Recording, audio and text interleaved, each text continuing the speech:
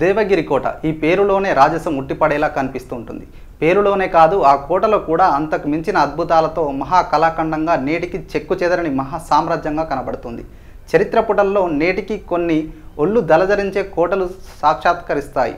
ఇండియాలోనే అత్యంత శత్రు దుర్భేద్యంగా నిర్మించబడిన ఒక కోట ఆనాటి ఎన్నో యుద్ధాలను ఎదుర్కొని సగర్వంగా నిలబడింది. ఆ కోటలోకి శత్రువులు రావాలంటే ప్రాణాలు వదులుకోవాల్సిందే. కోట ప్రారంభం నుండి ప్రధాన గేటుకు చేరుకోవడానికి 1 కిలోమీటర్ ప్రయాణించాలి. అది కూడా మధ్యలో ఉన్న అనేక ద్వారాలను కూల్చివేసి ఆ లోపల కోటపైన నుండి వచ్చే ఫిరంగులను కూడా తట్టుకోగలగాలి. ఇవన్నీ దాటి ప్రధాన గేట్ వరకు చేరుకుంటే అక్కడ మదమెక్కిన ఏనుగులు సైతం కదల్చలేని అతి ఎత్తైన బలమైన ప్రధాన గేటు ఉంటుంది. అది కూడా దాటితే కోట చుట్టూ ఉన్న భారీ కందకాలు, అందులో మొసళ్లను దాటవలసి ఉంటుంది. ఇక అది కూడా దాటి లోపలికి వస్తే అత్యంత భయంకరమైన స్వరంగ మార్గం నుండి ప్రవేశించాల్సి ఉంటుంది. ఇక్కడ చీకట్లో కన్ఫ్యూజింగ్గా ఈ దారుల్లో ఒకరినొకరు చంపుకునే ప్రమాదం ఉంది. అంతేకాక పైనుండి ఆ గుహలోకి వచ్చిన శత్రు సైన్యంపై వేడివేడి నూనెను పోస్తూ కట్టడి చేస్తారు కోట సైనికులు. ఇంతటి భయంకరమైన శత్రు దుర్భేద్యమైన కోట పేరు దేవగిరి కోట. దీనిని దౌలతాబాద్ కోట అని కూడా పిలుస్తారు.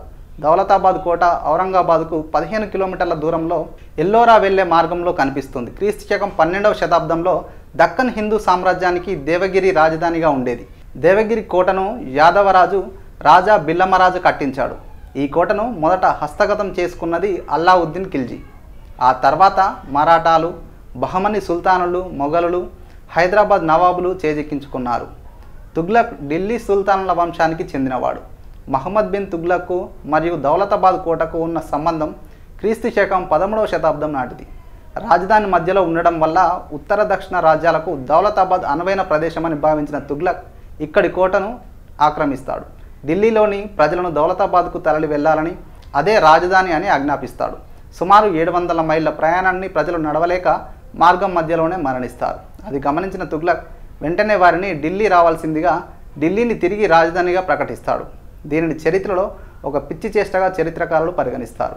క్రీస్తు శకం 16వ శతాబ్దంలో గోల్కొండ తానిషా హిందువులైన అక్కన్న మాదన్లను కోట బాధ్యతలను అప్పగించి ఔరంగజేబు కోపానికి గురవుతాడు. దానికి తోడు శివాజీతో చేసుకున్న సంధి ఔరంగజేబు ఆగ్రహానికి మరింత ఆజ్యం పోసినట్లయింది. స్వయాన ఔరంగజేబు గోల్కొండ కోటను ముట్టడించి తానిషాను బందీగా చేసుకొని దౌలతాబాద్ కోటలో బంధిస్తాడు. తానిషా సుమారు 13 సంవత్సరాల పాటు నిర్బంధంలో ఉండి అక్కడే మరణిస్తాడు.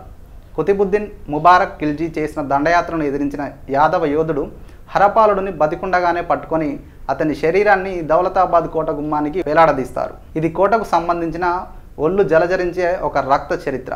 బలమైన ఇనుప మేకులతో చెక్కబడిన కోట ద్వారాలు, శత్రువులు కూడా ఎక్కి లోనికి చేరుకోలేని విధంగా ఉండే నల్లటి రాళ్లతో నిర్మించిన ఎత్తైన గోడలు, ఫిరంగులు, సైనికుల గదులు. ఈ కోటయే చూడ్డానికి భారతమాత ఆలయాన్ని యాదవరాజులు హిందూ ఆలయంగా, ముస్లిం సుల్తానులు మసీదులుగా ఉపయోగించేవారు.